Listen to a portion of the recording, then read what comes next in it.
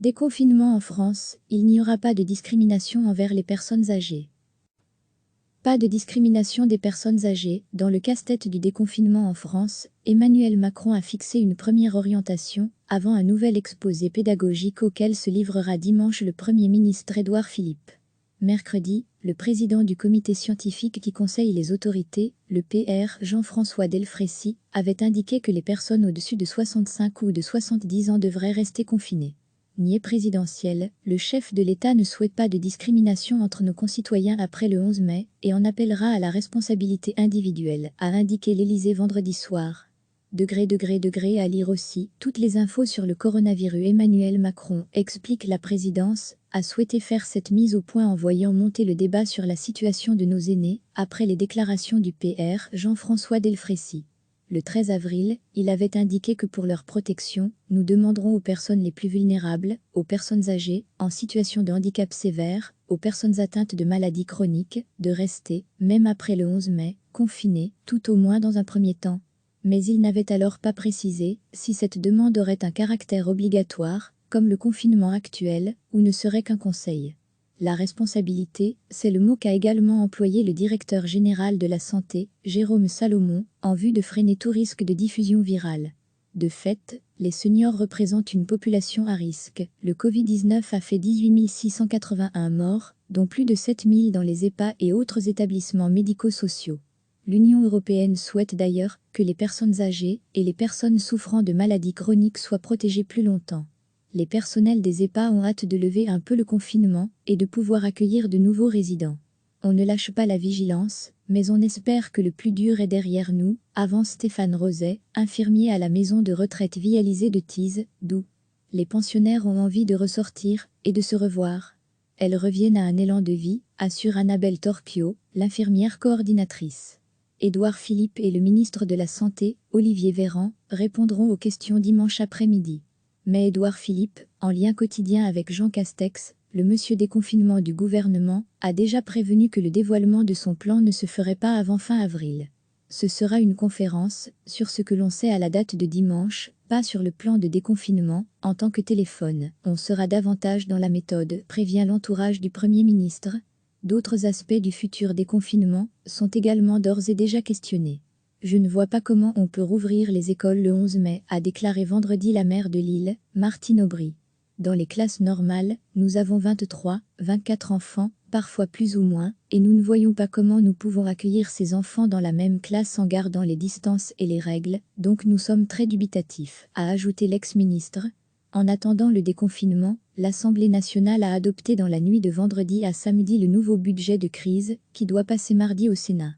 Il comprend des dépenses considérablement alourdies, entre soutien aux entreprises, aide aux plus modestes et primes aux soignants.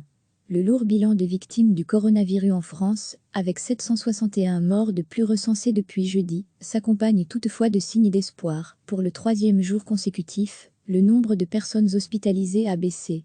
Le nombre de personnes en réanimation est aussi en recul depuis 9 jours, à 6027. Pour autant, la France, qui disposait de 5000 lits en réanimation avant le début de la crise, reste à un niveau exceptionnel des besoins sur ce plan, a rappelé Jérôme Salomon. Pour faire face à la crise sanitaire, 15 000 étudiants infirmiers et 3 000 aides-soignants stagiaires ont été appelés en renfort en Île-de-France. Et la multiplication des contaminations est de plus en plus alarmante sur le porte-avions Charles de Gaulle, selon un dernier bilan encore provisoire. 1081 des marins du navire et de son escorte, près de la moitié de l'équipage, ont été testés positifs. 24 sont hospitalisés, dont l'un en réanimation, et l'origine de la contamination reste inconnue. Recevez chaque matin l'essentiel de l'actualité. Pas de discrimination des personnes âgées. Dans le casse-tête du déconfinement en France, Emmanuel Macron a fixé une première orientation, avant un nouvel exposé pédagogique auquel se livrera dimanche le Premier ministre Édouard Philippe. Mercredi, le président du comité scientifique qui conseille les autorités, le PR Jean-François Delfraissy, avait indiqué que les personnes au-dessus de 65 ou de 70 ans devraient rester confinées. Niais présidentiel, le chef de l'État ne souhaite pas de discrimination entre nos concitoyens après le 11 mai et en appellera à la responsabilité individuelle, a indiqué l'Élysée vendredi soir. À lire aussi, toutes les infos sur le coronavirus. Emmanuel Macron, explique la présidence, a souhaité faire cette mise au point en voyant monter le débat sur la situation de nos aînés, après les déclarations du PR Jean-François Delfraissy. Le 13 avril, il avait indiqué que pour leur protection, nous demanderons aux personnes les plus vulnérables, aux personnes âgées, en situation de handicap sévère, aux personnes atteintes de maladies chroniques, de rester, même après le 11 mai, confinées, tout au moins dans un premier temps. Mais il n'avait alors pas précisé si cette demande aurait un caractère obligatoire, comme le confinement actuel, ou ne serait qu'un conseil. La responsabilité, c'est le mot qu'a également employé le directeur général de la Santé, Jérôme Salomon, en vue de freiner tout risque de diffusion virale.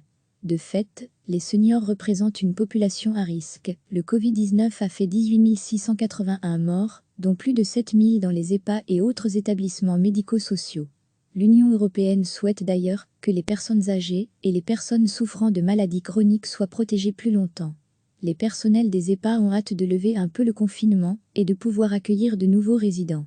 On ne lâche pas la vigilance, mais on espère que le plus dur est derrière nous, avance Stéphane Roset, infirmier à la maison de retraite Vialisée de Tise, d'où les pensionnaires ont envie de ressortir et de se revoir. Elles reviennent à un élan de vie, assure Annabelle Torchio, l'infirmière coordinatrice. Édouard Philippe et le ministre de la Santé, Olivier Véran, répondront aux questions dimanche après-midi. Mais Édouard Philippe, en lien quotidien avec Jean Castex, le monsieur déconfinement du gouvernement, a déjà prévenu que le dévoilement de son plan ne se ferait pas avant fin avril. Ce sera une conférence sur ce que l'on sait à la date de dimanche, pas sur le plan de déconfinement, en tant que téléphone. On sera davantage dans la méthode, prévient l'entourage du Premier ministre. D'autres aspects du futur déconfinement sont également d'ores et déjà questionnés. Je ne vois pas comment on peut rouvrir les écoles le 11 mai, a déclaré vendredi la maire de Lille, Martine Aubry. Dans les classes normales, nous avons 23, 24 enfants, parfois plus ou moins, et nous ne voyons pas comment nous pouvons accueillir ces enfants dans la même classe en gardant les distances et les règles, donc nous sommes très dubitatifs, a ajouté l'ex-ministre. En attendant le déconfinement, l'Assemblée nationale a adopté dans la nuit de vendredi à samedi le nouveau budget de crise, qui doit passer mardi au Sénat. Il comprend des dépenses considérablement alourdies, entre soutien aux entreprises, aide aux plus modestes et primes aux soignants. Le lourd bilan de victimes du coronavirus en France, avec 761 morts de plus recensés depuis jeudi, s'accompagne toutefois de signes d'espoir. Pour le 3e jour consécutif, le nombre de personnes hospitalisées a baissé. Le nombre de personnes en réanimation est aussi en recul depuis 9 jours, à 6027. Pour autant, la France, qui disposait de 5000 lits en réanimation avant le début de la crise, reste à un niveau exceptionnel des besoins sur ce plan, a rappelé Jérôme Salomon. Pour faire face à la crise sanitaire, 15 000 étudiants infirmiers et 3 000 aides-soignants stagiaires ont été appelés en renfort en Île-de-France.